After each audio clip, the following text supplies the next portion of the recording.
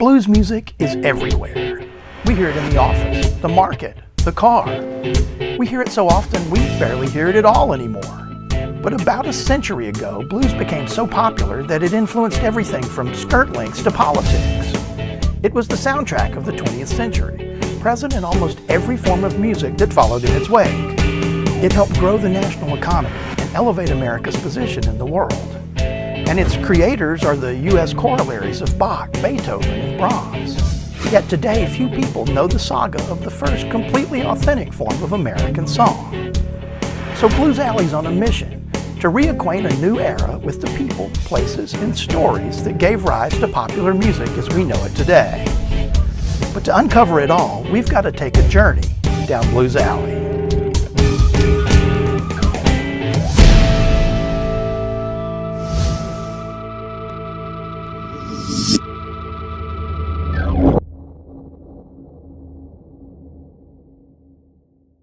This is Tutwiler, Mississippi, a tiny, now mostly abandoned town in the central Mississippi Delta.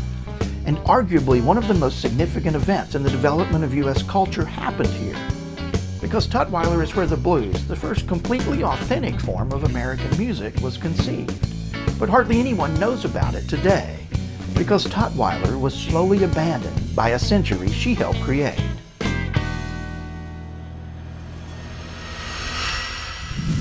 In the 21st century, Tutwiler is a fossil from a bygone era, a monument to the impermanence of American life. And like all fossils, you can still see the impression of what the place was like 50 or even 100 years ago. There would have been a diner, a bank, a barbershop, a funeral home, a night spot, and of course, a railroad station. Once upon a time, there was a small but thriving Yellow Dog or Yazoo and Delta Railroad terminal on this spot. A few crossties and a foundation are the only remnants of the place that sparked a completely original American music, helped define a century, and change the face of Western culture. At the dawn of the 20th century, people viewed the railroad much the way we see the internet today, as a lifeline to the outside world, a connection to places, people, even products from far away. If you wanted to see the latest fashions or customs or entertainment in action, you had to physically go where they were. Without the railroad, the size of your accessible world diminished. It's hard to imagine in the age of 24-hour on-demand media, but a century ago, no one had yet thought to make culture a commodity. Today, the sale of U.S. culture is big business. The export of American TV, movies, and music is outgrossed only by our export of food and aerospace technology. And revenue from copyrighted material contributes more than $1 trillion a year to the U.S. economy. But none of that was true in 1903, when a chance encounter changed the face of American music. Because the depot that once stood on this spot is where a young composer named William Christopher Handy first developed the concept of a completely authentic American music. Music that would make him world famous and influence everyone to follow in his footsteps, from Gershwin to Louis Armstrong to Elvis and the Beatles. You can still hear it in pop, rock, and rap tunes today. It's a music known worldwide as the blues.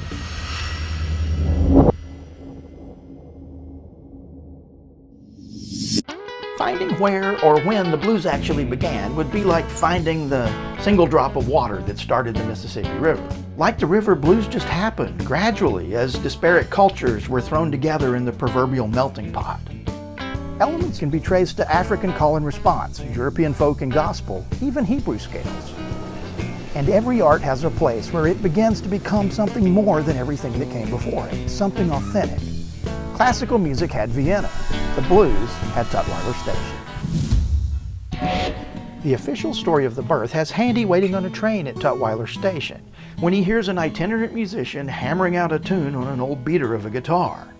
Handy struck up a conversation, and while they waited on the train, that anonymous guitarist taught him the song Where the Southern Crossed the Dog, about the crossroad of the Southern Railroad and the Yazoo and Delta in nearby Moorhead.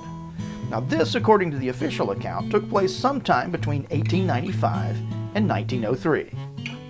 Handy, in his autobiography, Father of the Blues, tells an additional story from about the same time. The Handy Band, made up entirely of trained musicians, was playing a gig near Tutwiler, but the crowd just couldn't get into the marches and Gilbert and Sullivan fare played by the popular bands at the time. So at one point the host asked if some of the locals could play a few songs, and while the legit musicians took a break, a group of amateurs straggled onto the bandstand and proceeded to make it rain. The crowd, which had been bored all evening, began to shout and holler. They got up and danced, and most importantly, they started throwing money. When Handy saw this deluge of coins, he had an epiphany. A bunch of sharecroppers had just earned more in 15 minutes than his group of professionals made the whole gig. And he decided right then and there, if he could marry this undomesticated music with his professional musicians, he'd have something really big. And big would turn out to be an understatement. I doubt if anyone could have predicted the effect that this extraordinary music would have on a nation, and that nation on the world. Could anyone have anticipated that blues would soon provide the soundtrack to the First World War, migrating to Europe in the process? Or that it would commingle with vaudeville, Creole, and other popular music to spawn the Jazz Age, changing American morals, fashions, even political beliefs? And how alongside another new art form, the motion picture, blues would help give rise to the entertainment industry, turning U.S. culture into a commodity. All from a chance encounter at a train station. It was a moment of destiny, the right people in the right place at the right time, waiting on a train in Tutwiler, the place where the concept of an original American music was born. But while the idea may have been conceived in Tutwiler, it became an art form in earnest with a campaign song at the corner of Main Street and Madison Avenue in Memphis, Tennessee. And that's where we'll be next time on Blues Alley.